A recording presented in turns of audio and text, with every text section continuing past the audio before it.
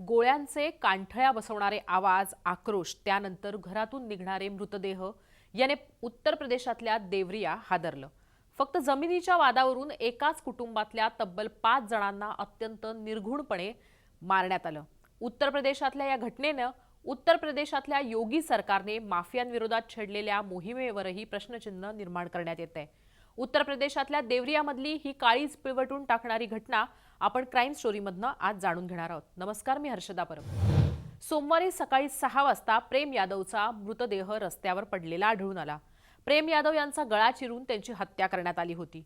ही हत्या कोणी केली याचा उलगडा सुद्धा झाला नव्हता, पण सत्यप्रकाश दुबेंनी ही हत्या केली असावी असा यादव कुटुंबाला संशय आला आणि देवरियामध्ये कांड घडलं. यादव आणि दुबे या कुटुंबामध्ये जमिनीवरून आधीपासूनच वाद होता. या वादातूनच यादव यांची हत्या दुबेंनी केली असा संशय असल्याने यादव कुटुंबियांनी दुबे यांच्या घरी जाऊन बदला घेतला. प्रेम यादव हे सत्यप्रकाश दुबे यांच्या घरी आले असताना त्यांच्यात बाचाबाची आणि हाणामारी झाली, ज्यात प्रेम यादव यांचा मृत्यू झाला आणि म्हणून दुबे यांच्या घरी जाऊन सूड उगवला गेला असं तिथं चर्चेत आहे किंवा तिथं सांगण्यात येते. पण प्रत्यक्षात त्या दिवशी सकाळी यादव हे आपल्या शेतावर गेले होते आणि त्यानंतर त्यांचा मृतदेह आढळला होता. प्रेम यादव यांचा मृतदेह आढळल्यानंतर संतापलेल्या कुटुंबियांनी आणि नातेवाईकांनी सत्यप्रकाश दुबेंच्या घरी हल्ला केला. यावेळी त्यांच्या हातात बंदुका, चाकू आणि काठ्या होत्या. यादव यांच्या घरापासून हाकेच्या अंतरावर दुबेंचं घर आहे. सत्यप्रकाश यांनी आक्रमक जमावाला त्यांच्या घराच्या दिशेने येताना पाहिलं आणि त्यांनी भीतीने घराचा दरवाजाच लावून घेतला.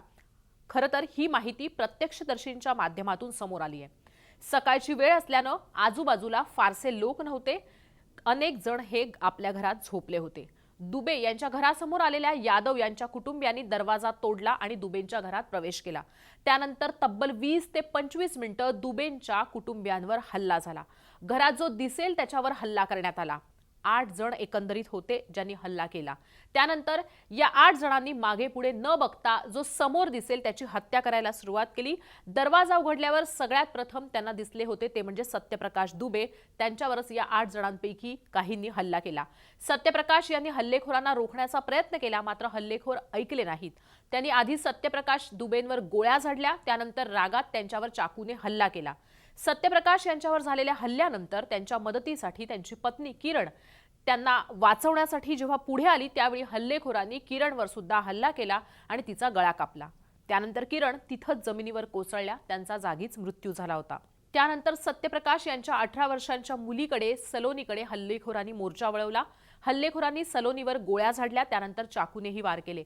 सलोनीचाही जागीच मृत्यू झाला.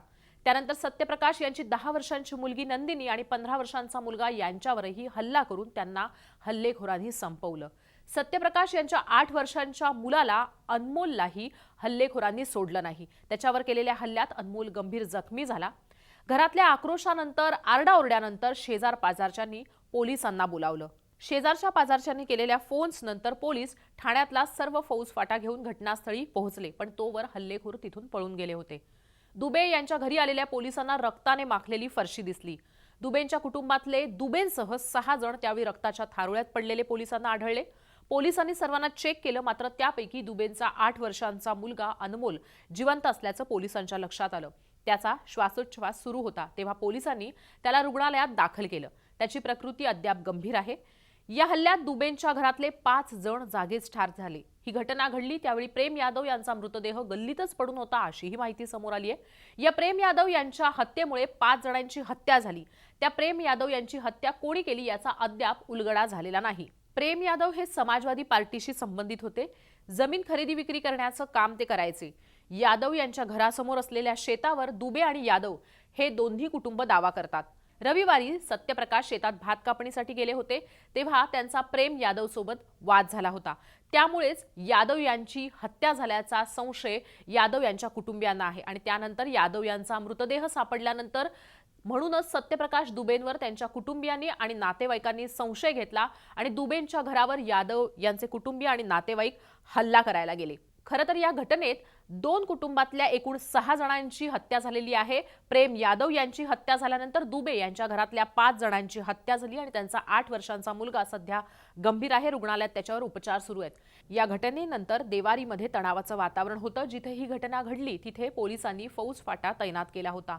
हा तणाव दोन जातींमधला आहे असा पोलिसांना संशय आहे, म्हणून पोलिसांची एक तुकडी तिथे घटनास्थळी तैनात करण्यात आली होती। दुबे आणि यादव यांच्यात जुनं वैमनस्य असल्याचं गावातल्या लोकांचं म्हणणं आहे। सत्यप्रकाश दुबे यांचा भाऊ साधू दुबे याने त्याची संपूर्ण जमीन प्रेम यादवला विकली होती, पण हे प्रकरण 7 वर्षांपूर्वीच मिटलं होतं। सध्या याची एक केस सुद्धा कोर्टात आहे, पण तरीही रविवारी झालेल्या तात्पुरत्या भांडणामुळे तब्बल 5 हत्या झाल्यात। सत्यप्रकाश दुबे यांची एक मुलगी शोभिता हिचं लग्न झाल्यामुळे ती सासरी होती, त्यामुळे ती वाचलीये, तर त्यांचा आणखीन एक मुलगा कथा ऐकण्यासाठी बलियाला गेला होता, त्यामुळे तो बचावलाय। तर हल्ल्यावेळी जखमी झालेल्या 8 वर्षांच्या अनमोलवर सध्या गोरखपूरच्या BRD मेडिकल कॉलेजमध्ये उपचार सुरू आहेत। पोलीस या प्रकरणाचा अधिक तपास करतायत।